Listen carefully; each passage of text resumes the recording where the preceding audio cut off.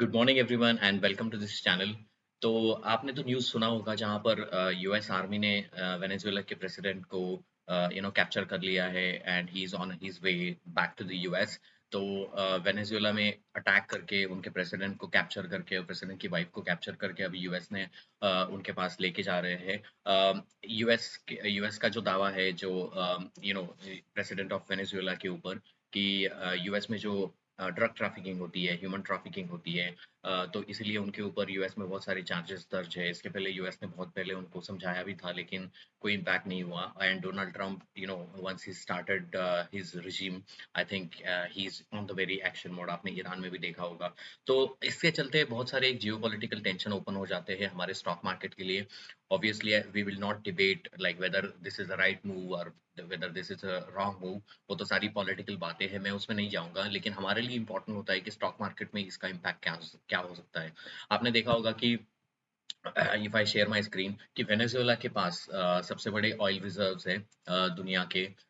300 billion dollars का oil उनके पास है। इसके बाद सऊदी अरेबिया आता है, कनाडा आता है, ईरान और इराक आता है।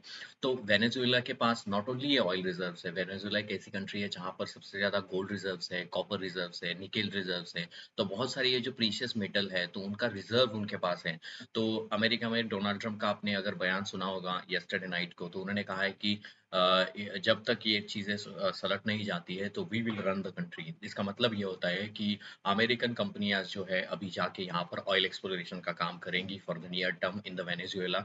तो अमेरिका एक ऐसा देश बन गया है जिसके पास दुनिया का सबसे बड़ा ऑयल रिजर्व है अभी इस टाइम में एज़ वी स्पीक। तो ये एक बहुत बड़ी जियोपॉलिटिकल न्यूज़ है। आपने देखा होगा कि ऑयल प्राइसेस इंडियन मार्केट के लिए भी इम्पोर्टेंट होती है और ग्लोबल मार्केट के लिए भी इम्पोर्टेंट होती है क्योंकि ऑयल प्राइसेस डिटरमाइन करती है इन्फ्लेशंस लेवल। हाँ, इंडिया जैसी कंट्री जो सबसे बड़ा इम्पोर्टर ऑफ द ऑयल है और हमें जो ऑयल है वो यूएस डॉलर में खरीदना पड़ता है। तो इसके वजह से हमारे फिस्कल डिफिसिट के ऊपर बहुत ज़्यादा इम्पैक्ट आता है क्योंकि हम नेट इम्पोर्टर्स ऑफ ऑयल ज़्यादा है और हमारी इकोनॉमी इतनी बड़ी है जहाँ पर ऑयल की जो रिक्वायरमेंट है वो बहुत ज़्यादा होती है। ऐसा माना जाता है कि आप ट्रांसपोर्टेशन के लिए ऑयल होता है एंड ऑल ऑफ दैट, लेकिन इससे ज़्यादा ऑयल जो है बहुत बड़ी एक कमोडिटी है जहाँ पर आपकी plastic industry, petrochemical, chemical industries, बहुत सारी चीज़ों में ऑयल लगता है जो एक रॉ मटेरियल होता है। आपने एशियन पेंट देखा होगा, बर्जर पेंट देखा होगा, इतनी बड़ी इंडस्ट्रीज इंडिया में है तो उसके लिए ऑयल बहुत इंपॉर्टेंट होता है। अगर ऑयल प्राइसेस ऊपर जाती है ऑब्वियसली प्रोडक्शन कॉस्ट इन सारी कंपनियों की ऊपर जाती है और वो पास ऑन करती है कंज्यूमर को, जिसके चलते इन्फ्लेशन मार्केट में आता है और जिसके चलते हमारे इंडियन रिजर्व बैंक हो गया वो वहाँ पर रेट इंटरेस्ट रेट जो है वो ऊपर की तरफ कर देते हैं और इसका स्टॉक मार्केट के ऊपर उल्टा असर पड़ता है। आपने देखा होगा कि पिछले कुछ समय से यूएस मार्केट में एक इंटरेस्ट रेट कट का सिलसिला आ रहा है, इंडिया में इंटरेस्ट रेट कट हो रहे हैं जिसके लिए बोरोइंग कॉस्ट कम हो रही है और स्टॉक मार्केट ऊपर की तरफ जा रहे हैं। इसका इम्पैक्ट अलग तरीके से भी हो सकता है जहाँ पर अगर इंटरेस्ट रेट ऊपर की तरफ जाते हैं तो स्टॉक मार्केट नीचे की तरफ भी जाता है। तो थोड़ा इस चीज़ को थोड़ा समझने की कोशिश करेंगे। Obviously it is a geopolitical situation तो हम इस डिबेट और डिस्कशन में नहीं जाएँगे कि ये सही है, गलत है, all that this is all not for us. But if you see from the stock market point of view 2-3 चीज़ें इंपॉर्टेंट है। पिछले कुछ समय से आपने देखा होगा कि गोल्ड, सिल्वर ऊपर की तरफ जा रहे थे। अगर आप सिल्वर का बात करो तो सिल्वर का जो एक सबसे बड़ा प्रोडक्शन होता है वो पेरू में होता है। वेनेजुएला के साइड, चिली में ज़्यादा इसका प्रोडक्शन होता है, वहाँ पर सिल्वर के माइन ज़्यादा है। तो ऑब्वियसली यहाँ पर अभी कॉन्फ्लिक्ट बना रहने से लैटिन अमेरिका में, वहाँ का जो एक सिल्वर का रूट है, जो वहाँ से समुद्री किनारे से सिल्वर पूरे वर्ल्ड को सप्लाई हो जाता है, वहाँ पर रिस्ट्रिक्शन आने की संभावना है बिकॉज़ ऑफ दिस कॉन्फ्लिक्ट। तो जिसके चलते सिल्वर की प्राइस और ऊपर की तरफ बढ़ेगी स्टॉक मार्केट में। गोल्ड की प्राइस अगर देखोगे तो गोल्ड जो है वो पहले से ही अप है, लेकिन मुझे ऐसा लगता है कि गोल्ड जो है और ऊपर जाएगा इसकी वजह से। बिकॉज़ वेनेजुएला ऐसा नहीं है कि सिर्फ ऑयल रिज़र्व उनके पास है और ये सब, बट उसके पास सबसे बड़ा एक गोल्ड का रिज़र्व भी है। तो जिसके चलते थोड़ा-सा एक सप्लाई चेन कंस्ट्रेंट बना रहेगा, तो गोल्ड ऊपर जाने की संभावना है, सिल्वर ऊपर जाने की संभावना है। तो ये जो ऑल प्रीशियस मेटल है वो ऊपर जाते हैं। अभी सिल्वर बहुत ज़्यादा अगर ऊपर की तरफ भागने लगेगा तो सिल्वर एआई डेटा सेंटर्स में यूज़ होता है, सिल्वर सेमीकंडक्टर्स में यूज़ होता है, सोलर इंडस्ट्रीज़ में यूज़ होता है। तो उसकी अगर एज़ अ कमोडिटी है, सिल्वर एक कमोडिटी बन जाती है उस सारे सेक्टर्स के लिए। अगर सिल्वर बहुत तेज़ी से ऊपर भागता है, तो इन सारी कंपनी जो एआई डेटा सेंटर में काम करने वाली कंपनियाँ हैं, तो ऑब्वियसली उनका जो इनपुट कॉस्ट है वो बढ़ जाता है और जिसकी वजह से थोड़ा-सा दिक्कत आ सकती है आगे आने वाले समय में। अगर मैं आपको थोड़ा-सा एक चीज़ दिखाऊँ तो this is what the Forbes magazine and you can see that Venezuela का अगर मैं ऑयल की बात करूँ तो 303 बैरल का उनके पास ऑयल रिजर्व है, लेकिन वो प्रोड्यूस कितना करता है 1 million barrel per day, so which is very low production compare to what the capacity they have. इसका मतलब क्या है कि बहुत सारा करप्शन वेनेजुएला में है, बहुत सारा जो ऑयल कंपनियां है वो सारे से जो पैसा मिलता है वो एक दो आदमियों के पास चला जाता है, तो इसलिए वहां पर बोलते हैं कि डिक्टेटरशिप है, जिसको ये अमेरिका ने अभी चेंज किया है ऐसा माना जा रहा है। तो मैंने बहुत सारे रिपोर्ट्स पढ़े जहाँ पर वेनेजुएला में थोड़ा सा हैप्पीनेस का एनवायरनमेंट है।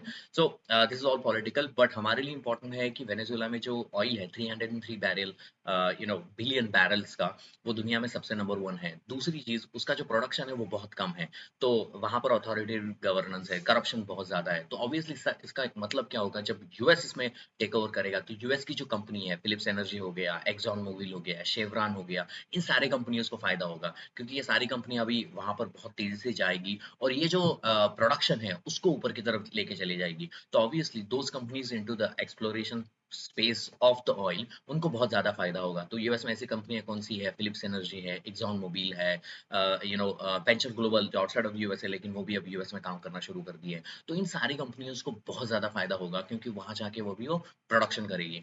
तो दूसरी एक चीज है कि प्रोडक्शन जो है, अभी आपने देखा होगा, if you I don't know if you know that, because middle east में जो ऑयल है वो बहुत सॉफ्ट और थीनर ऑयल है, लेकिन ये जो वेनेजुएला का ऑयल है वो थिकर ऑयल है। जब आपका ऑयल थिकर होता है तो प्रोडक्शन, उसका जो कॉस्ट ऑफ प्रोडक्शन होता है, अगर उसको आप प्रोड्यूस कर पाते हो फ्रॉम द रॉ ऑयल, तो वहाँ जो प्रोडक्शन कॉस्ट होती है वो बहुत ज्यादा होती है, इसीलिए लोग मिडिल ईस्ट का ऑयल प्रेफर करते हैं। इसलिए आपने देखा होगा 267 बैरल सऊदी अरेबिया के पास है, लेकिन प्रोडक्शन कैपेसिटी देखो 10.5 मिलियन बैरल पर डे, इतना उनका प्रोडक्शन है। वो इसकी वजह से है क्योंकि सऊदी अरेबिया का जो ऑयल है वो थिनर है, सॉफ्टवेयर है, इजी टू यूज है, उसकी प्रोडक्शन कैपेसिटी, प्रोडक्शन कॉस्ट जो है वो कम है, जिसके चलते जिसके चलते सऊदी अरेबिया को एक सबसे बड़ा देश माना जाता है जहां पर वो एक्सपोर्ट करके बहुत ज्यादा पैसा कमाता है।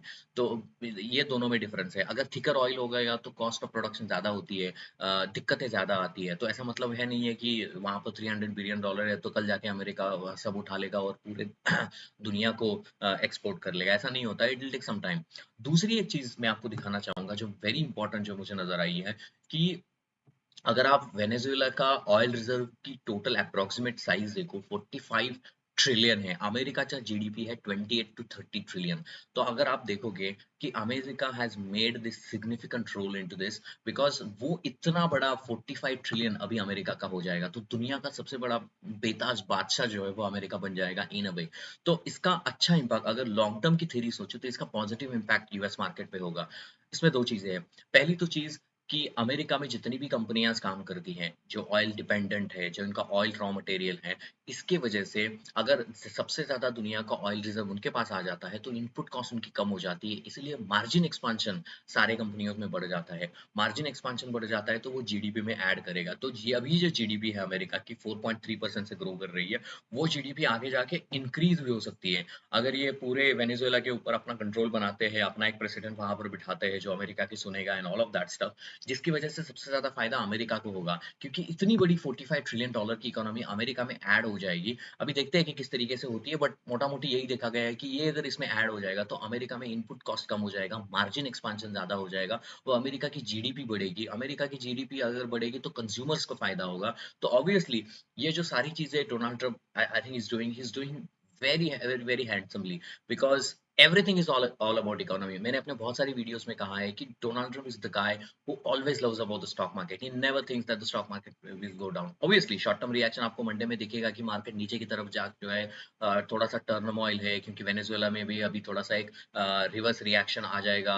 लोग सोचेंगे कि whether capturing the president is a right internationally law and all of that stakes humanitarian ground और बहुत सारी चीजें होंगी। लेकिन लॉन्ग टर्म पिक्चर मुझे नजर आ रहा है कि ये सारी ट्रिलियन इकोनॉमी अभी यहाँ पर थोड़ा सा ऐड हो जाएगी, और जिसका बहुत सारा फायदा यूएस मार्केट को बहुत तेजी से हो जाएगा। तो वही चीजें मैं समझाने की थोड़ी सी कोशिश कर रहा हूँ कि किस तरीके से अभी यहाँ पर यूएस में जो है इम्पैक्ट होना शुरू हो जाएगा। तो अगर मैं थोड़ा सा आपको और एक डेटा पॉइंट्स यहाँ पर बताऊं, तो if I show you the kind of, या this is the oil reserve which I was mentioning. तो ये देखो, दुनिया का सबसे बड़ा ऑयल उनके पास तो है। The one of the report which I was doing, yeah, this one. You can see this. This is very very important news. You can see that कि कितना एक्सपोर्ट करता है वेनेजुएला। इतना ज्यादा एक्सपोर्ट करता ही नहीं है उनके यहाँ पर। तो अगर सऊदी अरेबिया का एक्सपोर्ट देखोगे $181 बिलियन का एक्सपोर्ट है। वेनेजुएला का एक्सपोर्ट अगर आप देखोगे तो $4.05 बिलियन है। तो ये कहीं ना कहीं इंक्रीज हो सकता है जब अभी अमेरिका इसमें चला जाएगा। And now the other problem which I see from myself is अगर US attacks Venezuela, capture their president, that will give the hint to the China, because ऐसे reports में निकल पड़ी कि China also supported Venezuela in this all turmoil। तो China जाके Taiwan के ऊपर हाथ मार सकता है क्योंकि उनमें कॉन्फिडेंस आएगा यूएस कर सकता है तो हम भी कर सकते हैं। So that will put a lot of strain on the US market, because Taiwan अगर मान लो कि वहां पर एक चीप मैन्युफैक्चरिंग कंपनी है, टीएसएमसी है, बहुत सारी जो एनवीडिया के जो मैन्युफैक्चरिंग ऑफ द चिप्स जो करता है वो ताइवान में है। अगर चाइना ताइवान के ऊपर हाथ मारेगा तो वहां पर सप्लाई कंस्ट्रेंट आ जाएगा। अगर चाइना का कंट्रोल ताइवान के ऊपर आ जाएगा तो I am definitely sure the stock market is going tank by 30-40%। US market I am talking, Indian market also follow of to that. तो वहां पर एक बात हो सकती है, क्योंकि इंपॉर्टेंट चीज होती है कि अगर आप ऐसी सारी चीजें यूएस कर रहा है तो obviously China will also come into the play and he will say okay let me also do it, and if China attacks on Taiwan that will be the bad news overall. चलो थोड़ा सा वापस आते हैं Indian market के ऊपर, इसका क्या असर हो सकता है as far as India is concern. और जिस तरीके से मैंने इंडियन मार्केट को इतने समय से देखा है, थोड़ा नीजर्क रिएक्शन हो सकता है, लेकिन इंडियन मार्केट में उतना ज्यादा इम्पैक्ट नहीं होगा, क्योंकि थोड़ा सा ये एक वेनेजुएला, यूएस, वहां पर लैटिन अमेरिका में पड़ते हैं। इंडिया के जनवरी से अभी नंबर शुरू हो रहे हैं Q3 के। हमारा बजट आ रहा है 2026 में फरवरी में, उसके लिए प्री बजटिंग रैली इंडिया में होगी। तो हमारा शिफ्ट तो बजट के ऊपर रहेगा और हमारा शिफ्ट रैली के ऊपर रहेगा कि किस तरीके से किस तरीके से इंडियन मार्केट में कंपनियां जो है अपने Q3 के नंबर्स वहां पर देती है, उसके ऊपर सबसे ज्यादा अभी इम्पैक्ट रहेगा। लेकिन मुझे नहीं लगता है कि इंडियन मार्केट में इसका ज्यादा कोई इम्पैक्ट होगा। थोड़ा एक नीजर रिएक्शन हो सकता है। निफ्टी देखो एक ऑल टाइम हाई के ऊपर है, 26,328 का है। तो मुझे नहीं लगता है कि कोई इतना ज्यादा इम्पैक्ट रहेगा। हालांकि अगर क्रूड प्राइसेस बहुत ज्यादा बढ़ते हैं, you need to watch the crude prices, because crude will open the gap up tomorrow, and इसके वजह से यहाँ पर कोई थोड़ा सा अगर नीजर रिएक्शन आएगा, लेकिन एक समय के बाद मार्केट स्टेबलाइज हो जाएगा। मैंने बहुत सारे अभी Q3 बिजनेस अपडेट देखे हैं, बहुत अच्छे आ रहे हैं। जो जीएसटी कट हुआ है इंडिया में तो उसका इम्पैक्ट नजर आ रहा है। जो इनकम टैक्स का जो कट किया है, 12 लाख तक जो इनकम टैक्स की लिमिट नहीं है, तो जिसके चलते भी बहुत सारा फायदा इंडियन मार्केट में लोगों को हो रहा है, और जिसके चलते मुझे नजर आ रहा है कि जो Q3 अपडेट अच्छे आने वाले हैं। तो बहुत ज्यादा इम्पैक्ट इंडियन मार्केट में नहीं है, लेकिन ग्लोबल मार्केट में एक थोड़ा सा अनसर्टेनिटी का एनवायरमेंट रहेगा, इसलिए हम थोड़ा सा ऊपर नहीं जाएंगे लेकिन नीचे भी नहीं गिरेंगे, ऐसा मुझे लग रहा है। That's my personal opinion.